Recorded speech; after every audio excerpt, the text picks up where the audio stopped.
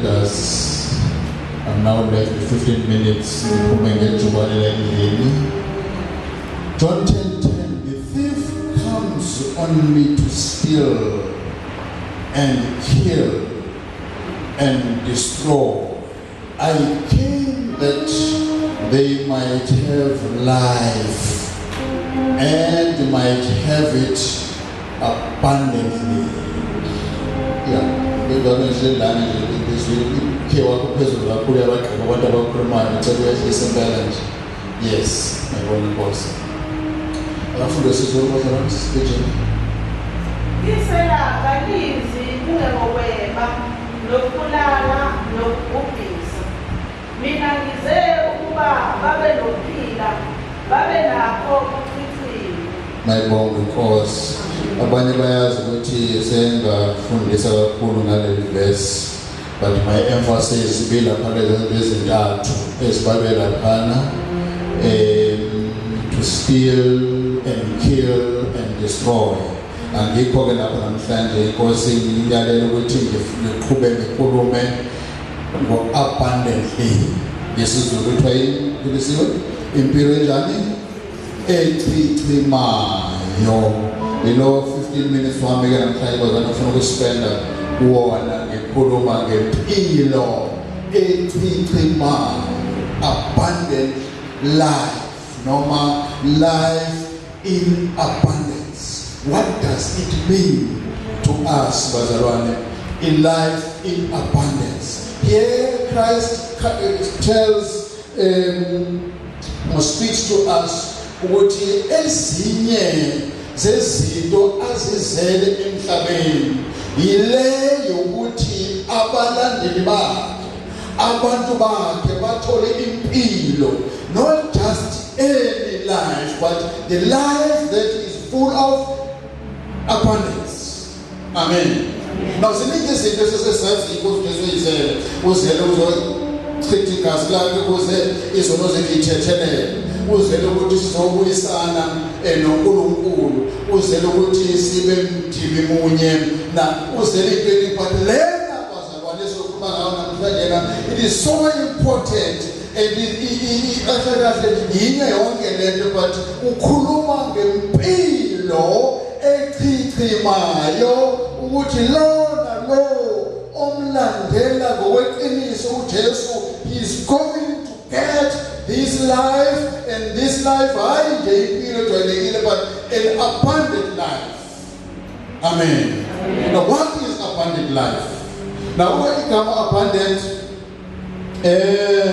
lingachazeka ngokuthi life mean full of life, impilo egcwele usista efunda lapha egcwele ize ichichile, ayigcwele nje kuphela bazalwane kodwa igcwele kanjani ichichile. Ngicela iklasi lapho isheshe because ngijayile emlazi sishibele class lesilungu kusho ngifike ngiyakhola impilo bazalwane echichimayo.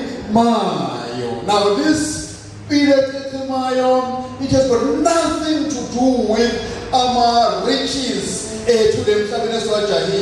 Prestigious life is a motto, beautiful houses, impilo yethu emhlabeni esiyithandayo esisebenzelayo ayisho lo nto le, but isho another life which is a life in eternity, eternal life. Life ezodlula lapho lasemhlabeni kube impilo engapheliyo, impilo eyengezelelwe, impilo echichimayo. Mayibonge Nkosi. This word abundant ngokweSigriki libhalwe kuthiwa iperison. Iperison meaning exceedingly. Amen. Very high, beyond measure, more and superfluous. Hallelujah. Namazi into ekuzibale, into beyond everything. Amen. Let's put him in Ephesians 3 verse 20. I like this verse kakhulu. Elikhuluma ngale beyond measure. Ephesians 3:20. Yena onamandla okwenza okukhulu kakhulu kunakho konke esikucelileyo lesikuqondayo ngokwamandla asebenza kithi. There are repeated ways lapha bazali. Yena unani unamandla. uNkulunkulu wethu esimthandayo okwenza ini okukhulu kanjani kakhulu. Kwelesithathu phili sifunda futhi. Verse number 2. Yeah, 20. Okay. Ability to Okay. Unamandla okukhulu kakhulu kunakho konke esikucelileyo. yes, mama, yes. Unamandla uNkulunkulu wethu okwenza ini into enkulu kangakanani kakhulu 3 kunakho konke. Amen. That is abundance bazalwane.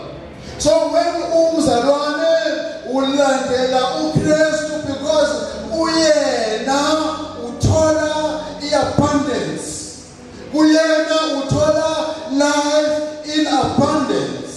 Athi bebhayela baseFeso Paul athi yena lo uNkulunkulu wethu esimkhonzayo unamandla kakhulu okwenza izinto ezinkulu. 3 times repeated the bazalwane. Amen. So into yethu ke ithi this word namhlanje siphuma ngalo lana ukuthi iNkosi uJesu, I have come that they might have life and might have it abundantly. Hallelujah. Siyeke leyesela nomphangi sisakhuluma kakhulu ngayo bayazi abanye, but uthi uJesu bazalwane uzele ukuthi thina mina nawe sibe nempilo enjani enkulu kakhulu beyond measures, engena kubalwa, engena kunkanywa, engena kusho ukuthi isuka la iphele la igcine la. This is abundant life, which is eternal life, as we told them when we go beyond this world. Let me quickly go on, Bazaran, because my time is against me. Now, this abundant life, Bazarani, iyasetshenziswa. I'm sure the class is done. You've got to make sure that you are committed to the life iNkosi uJesu asibizele yona, to his service. It's a give and take situation.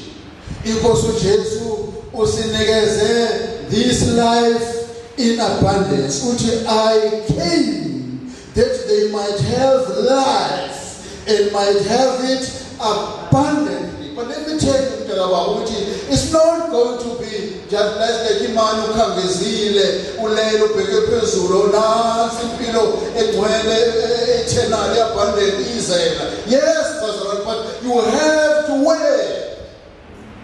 Amen. You have to commit yourself.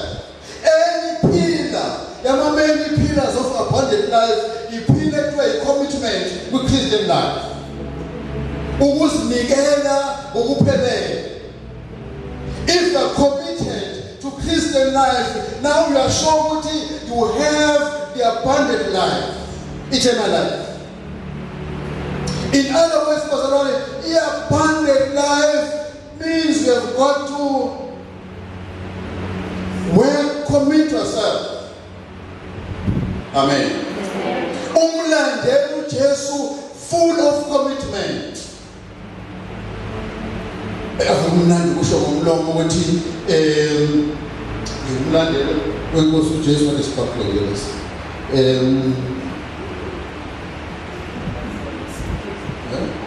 That's all. Yes. Akumnandi kusho ngomlomo bazalwane. But in that you must be seen truly following Christ and serving the Lord. Please underline, serving the Lord. Then you have what Nkosi Jesus has promised you, life in abundance. Life in abundance, abundant life. Amen. Now, let me give you an example. ayathanda ukumlandela uJesu, but ehluleka yilento ye-commitment. Ukumlandela uJesu kuhambisana nani? Ne-self-commitment. Nisebona bazalwane? Ukumlandela uJesu nokuzinikela kwakho, so that this life in abundance izobuzwa kwena ngempela. Luke 9. Luke chapter 9. Verse 57. Funde that.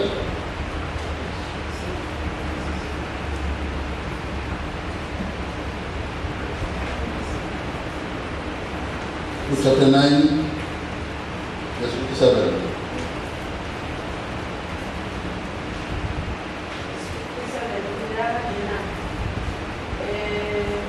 Bathi behamba endleleni umuntu othile wathi kuye, "Ngizakulandela noma uyangaphi."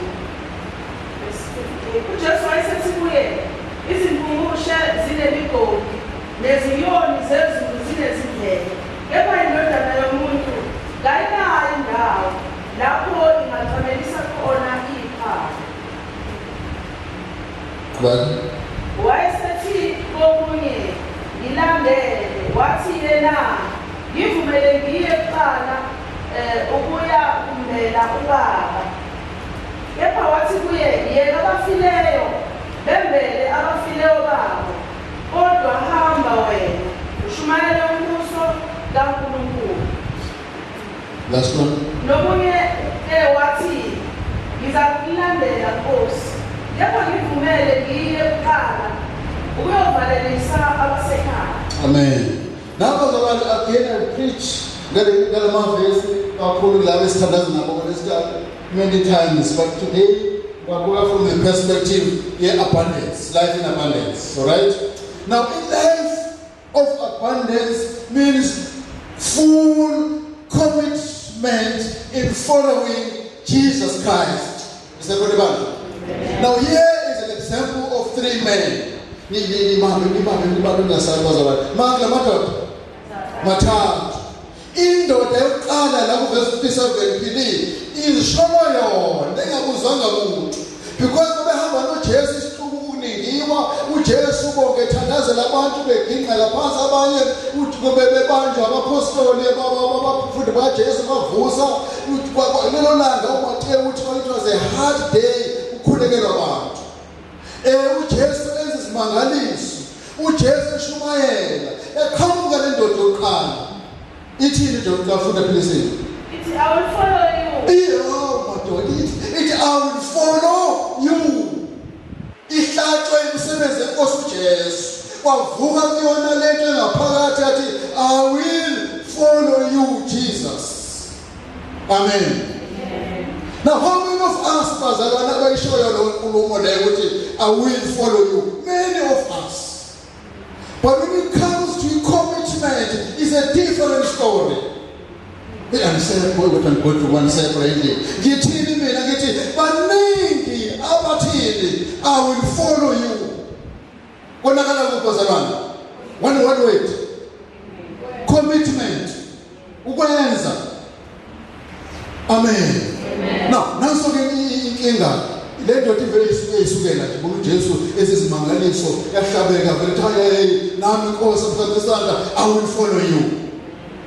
Phela uqhubeka philisi kwathiwa, Ithi, "I will follow you wherever you go." Committing ndoda ithini? I will follow you kuphi? Wherever you go. Ayazi ukuthi ikhona inkinga ezayo.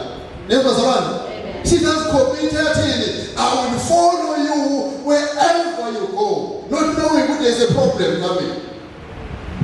Isho that. No, same verse. Okay. I will follow you wherever you go. Then? Okay, verse number 58. Uthi uJesu wayesethi kuye, "Izimpungushe zinemigodi nezinyoni zezulu zinezindlebe, kepha indodana yomuntu kayinayo indawo." Before you commit yourself and say, I will follow you wherever you go, lo muntu lona phambi kwakho indodana kaNkulunkulu indodana yomuntu ayinayo full time residence zathini izinto ayinawo hotel la kuyona mehambe yoshumayela amen ayinayo guest house la kuyona ayinayo B&B la kuyona comfortable nekhaya eliqondile ihambelana because yenza umsebenzi wenkosi amen impendulo mark that if you want to follow me yazi ukuthi it is not going to be a comfortable situation to follow me amen listen to first man end of verse 59 wakhona and he said okay now the Bible scholars akusho lezi lenkosi abacwaningi beBhayibheli bathi le ndoda yanyamalala after hearing ukuthi ukanti umuntu lona engimphike ngithi ngiyamlandela akanayo indawo or he just disappeared within prison. Listen, the foxes have holes, the birds of the air have nests, but the Son of Man has nowhere to lay his head. No,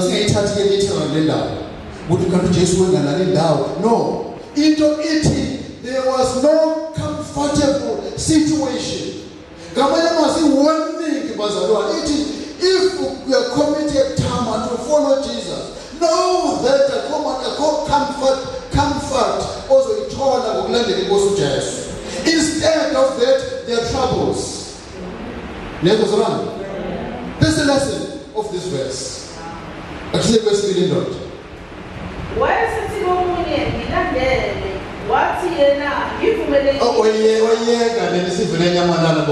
Sizothola lomuntu akandawo emanenke yokulala akalala emahotela emehambe eshumayela akalala indawo emomiyeka wayovela obiza umunyeka wathini ngilandele follow me amen Jesus says today bazalwane basespingo follow me nizothini nasho ndaba funda please. But he said, Lord, let me go and bury my father. Now, the Spirit was suggesting if you follow me, please, follow me away. Now, the Spirit what he manifest. Amen, Amen. That is our trouble in this world. When Jesus calls us to follow him, manifest. Amen. Gilandele basuthini wena hayi mina qala ngisayisebenzini ngine-ATM ngizele kulona kamakhelwane ngiyogcwaba ihlobo samalume ngiyowenza umuntu. That's the challenge that we have. Inkinga yethu is me first and then Christ last. So let us again, we're not taking this thing literal. Can't you imagine yourself? No, it's not like that. No matter how important things are, but Jesus comes first. Amen. Asishuka into many means. But it is now called not because for the ngabe now and now, but here I am in the way. Amen. Because you know what it is more important than any other thing. Follow me. And yours is not to say me first. Amen. No may touch no commitment but he touched knowing and saying also the season. Hallelujah. But I need to be with you. Amen. Follow me. And your answer should not be me first. Amen. Jesus said to him, let the dead bury their own dead, but you go and preach the kingdom of God.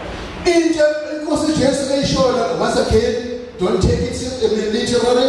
It prioritize things.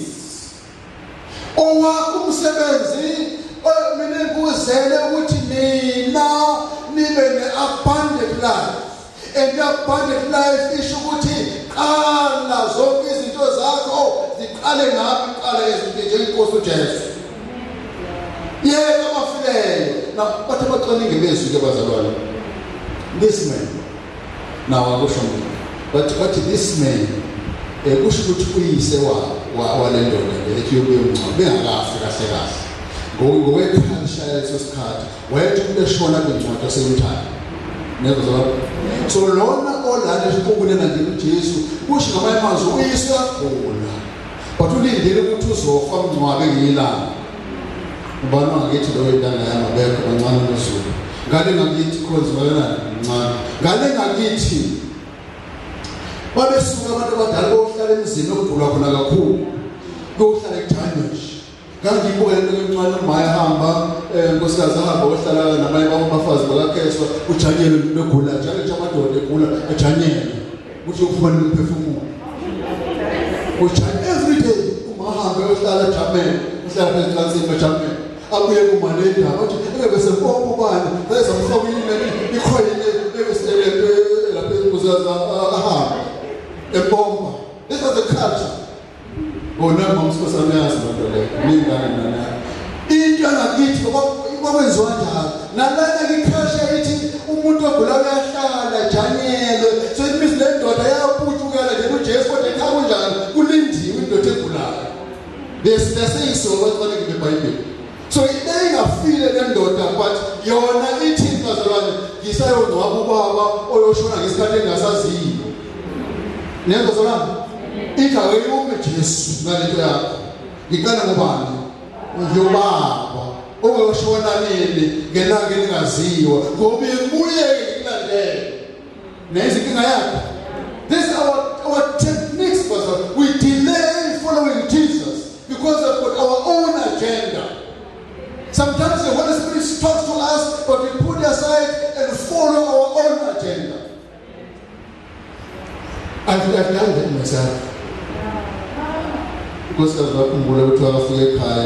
many years ago, it's a man's hand of shadow, for my daughter, they would try to go from this. Nobody. 6 men. Because of the woman, so it is within us to say no, but not knowing the plan of God. Amen. But when the plan of God, comes, sometimes if that's late, sometimes it's a figure so we should need because we said no. Amen. So this man said no, goes to Jesus. Man, ngisawubaba ungakashoni ngizomlinda njengeculture yethu azashone bese ngingabuya yabe kuphi Jesu lesikhathi gone asikwesikhathi sokuthi sihambe ngithethe sona nje incwadi namabhuku for the start Ngekhulunywe wathi nomunye ke wathi ngizakulandela Nkosi kepha ngivumele ukuqala kuyovalelisa ekhaya sinazo into lesithathu bo nginawo shaka kufanele hleli phambi kwami ithi into lesithathu ethi yini uJesu uthi follow me